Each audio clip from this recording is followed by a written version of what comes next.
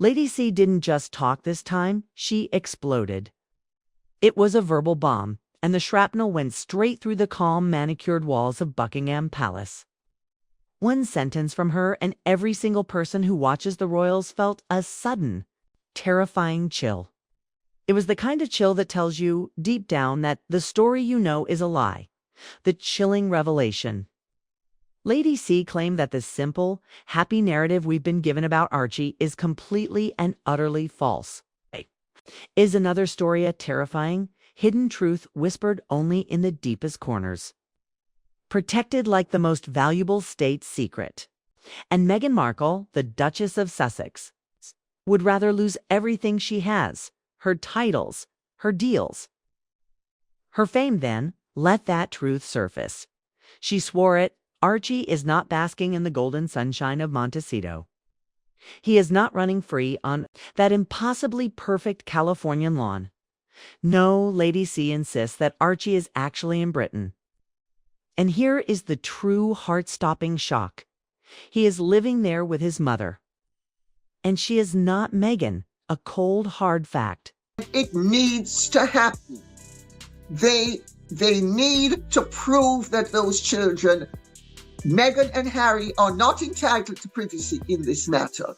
And their privacy is trumped by our right to know that no bastard is going to sit on the throne of this country. All Harry and Meghan need to do is prove to us that she popped those babies out. From the second that information left Lady C's mouth, you could see the change in Meghan. Her perfect, media-trained smile, that mask of calm she always wears, began to crack. Look closely at any photograph from that time. Listen to any public word she spoke, and you could feel the tiny fractures. Because if even the smallest piece of this claim is true, then the entire last 5 years of royal history, every headline, every interview, is nothing but a carefully constructed fantasy. Where is Archie truly? Why does the mere mention of his name or his location seem to trigger an immediate cold panic in Meghan? Most scandalous stories flare up and then vanish quickly, swallowed by the next piece of gossip. But this one, it refuses to die. Every time someone tries to stomp it out and bury it, it claws its way back up again, louder, sharper, and much, much more dangerous. Quiet insiders, the people who actually know things, are now whispering, away from the glare of the cameras and the perfect sound of polished podcasts. They say Archie is not living in America at all. He is in the UK. They insist, in a small, unassuming house with a woman they describe not as a paid nanny, not as an employee, but simply and unequivocally as his mother. This isn't about proving guilt. It's about walking into the terrifying silence surrounding those words and simply listening to the echoes. Because the minute you check the simple timeline, the flawless facade of their life cracks wide open. Harry and Meghan's beautiful royal wedding was on May 19, 2018. Archie's birth was announced less than a year later, on May 6, 2019. Simple. Arithmetic puts his conception the moment he was made around August 2018, just 3 short months after their wedding day. Normally, that's just basic counting. But in this story, it's a dagger. Because August 2018 wasn't just any time for the Sussexes. It was their absolute golden period, the intense honeymoon phase when Meghan was said to have Harry utterly captivated, completely under her spell.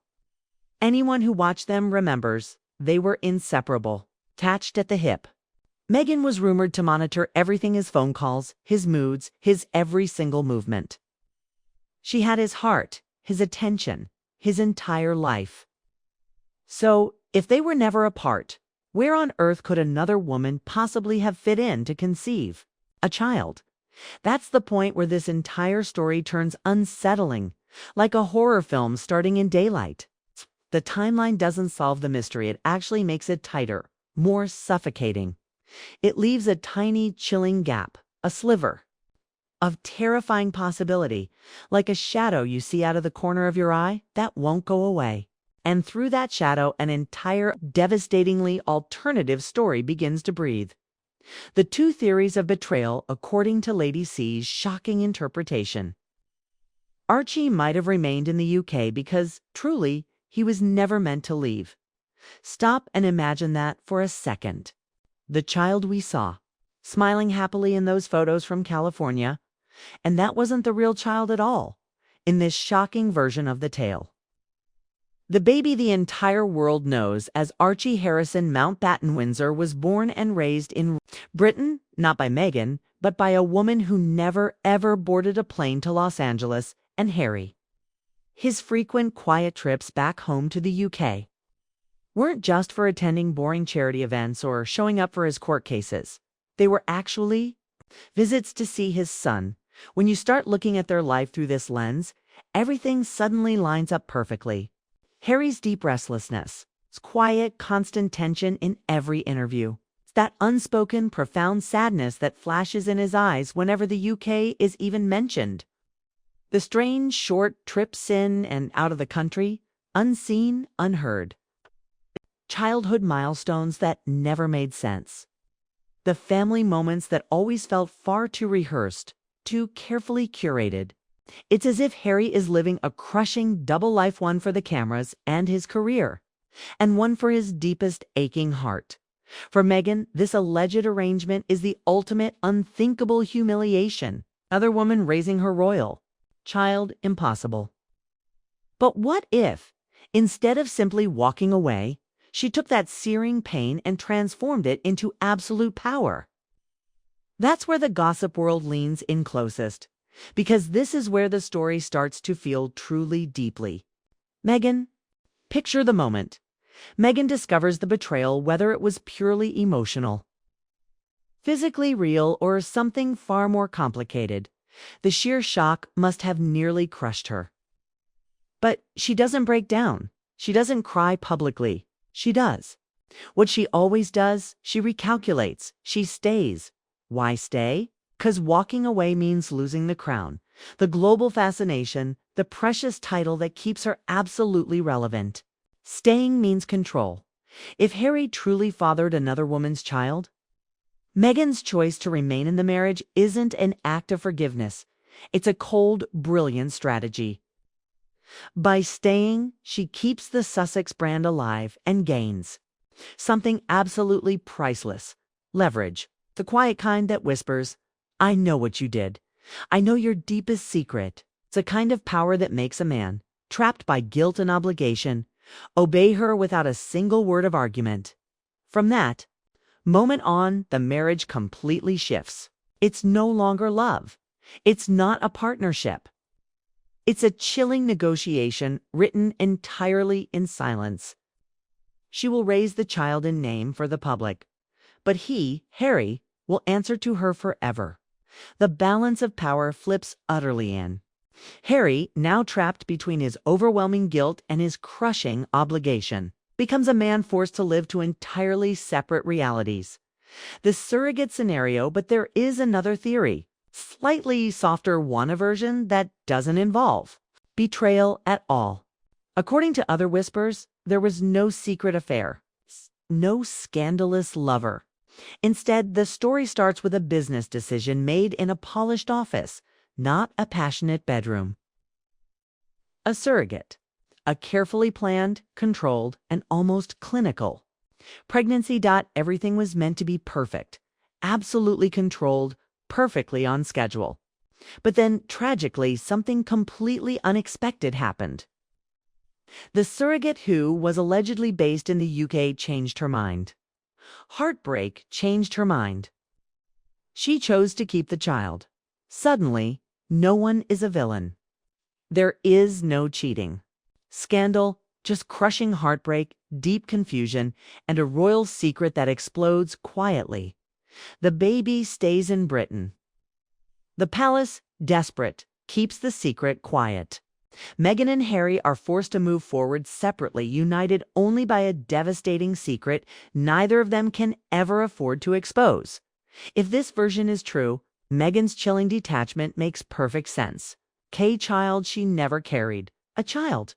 she never bonded with in the normal maternal way, would hold no real deep emotional meaning for her. He becomes a symbol, not a beloved son. He is something to coldly manage, not to cherish and love. Harry, on the other hand, sees his own flesh and blood, a small boy, across a huge ocean. A devastating, constant reminder of the full life he can never truly claim. Each agonizing trip to London becomes another argument, another bargaining chip in the silent negotiation. She allows him to go, but only under her specific, ironclad rules. She dictates the visits, the timing, and most importantly, she dictates the entire public narrative. Whether it's the affair version or the surrogate version, the cold, hard outcome remains the same. Archie lives in the UK, and Meghan controls the entire story from thousands of miles away. The illusion of California, that S, when the sheer number of contradictions starts to explode. If Archie is truly in Britain, then every single image we've ever seen of a smiling Californian family suddenly looks deeply suspicious, staged. Maybe even edited, far too polished to ever be real. The gossip circles have offered three wild, desperate explanations for the images we have seen. First, the simplest and darkest. A child actor, look-alike used for brief, crucial moments, always filmed from just the right angle. Hats, strategic shadows, quick forced smiles. Just enough to satisfy the public's desperate curiosity without ever exposing the terrifying truth. Second, a slightly gentler version. A friend's child. It's easier, cleaner, and plausible enough to be believable.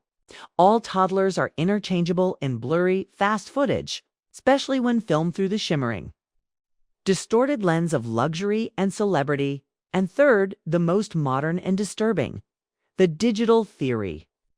Photos from Harry's quiet, secret visits to the UK are expertly spliced into Californian backgrounds, creating an illusion that keeps the tabloids guessing and the fans hopelessly divided.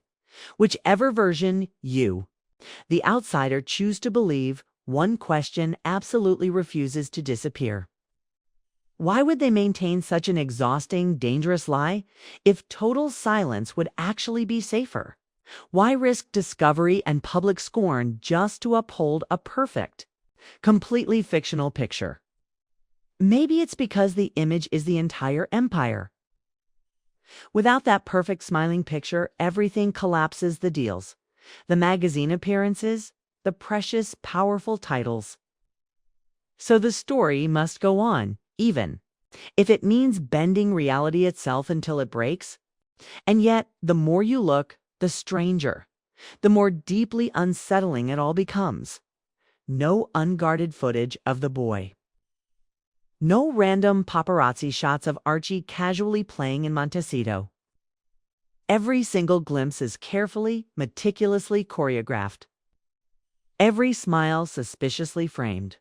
Even Harry's interviews carry that heartbreaking flicker, as though there is something huge, monumental he desperately wants to say, but physically cannot. When a story refuses to die, it's because too many crucial pieces never quite fit together. That is what keeps this painful secret breathing. Dates that do not align. Photos that look subtly, chillingly doctored.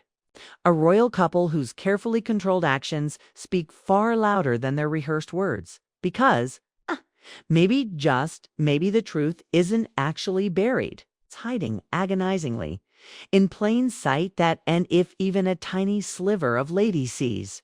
Shocking revelation is real, then absolutely everything we think we know about Meghan, Harry, and little Archie is about to completely unravel.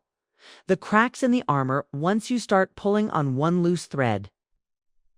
The entire gorgeous royal fabric begins to unravel before your eyes. And deep down, Meghan knows this terrifying truth better than anyone.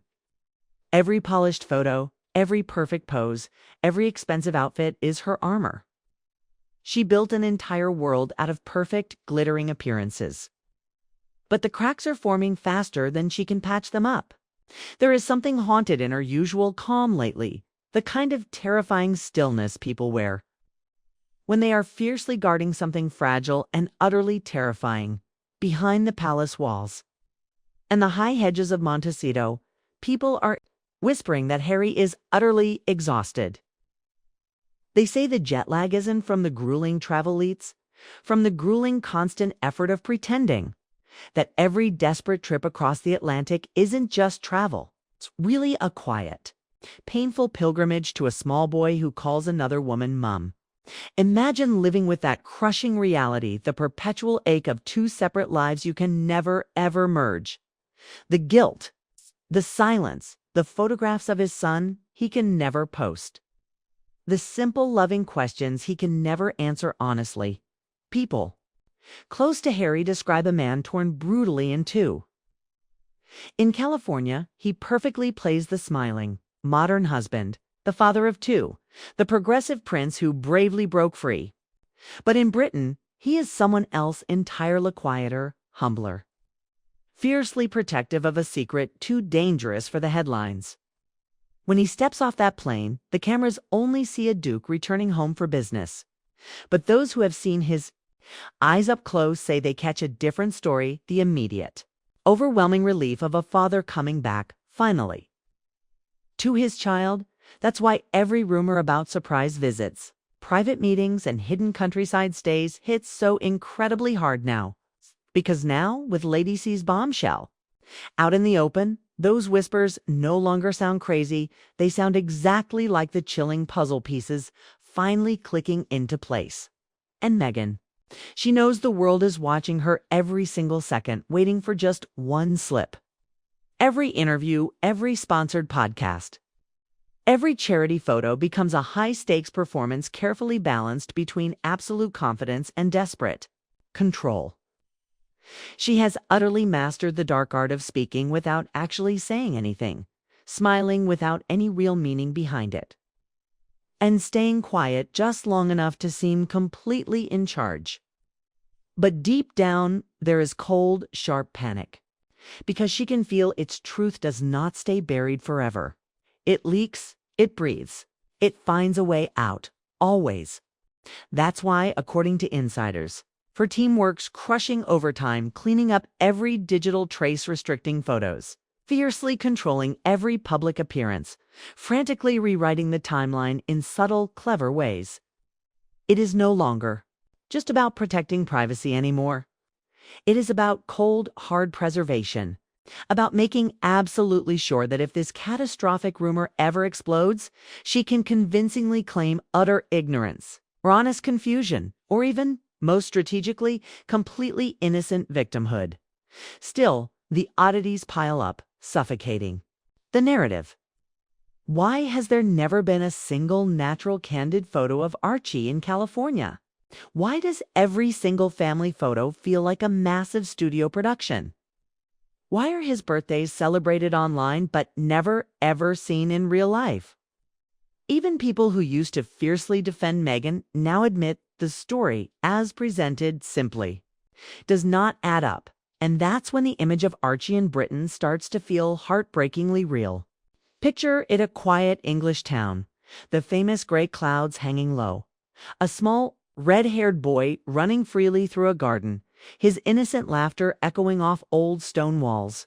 He doesn't know the crushing weight of his royal name, the storm, raging outside his small, innocent world.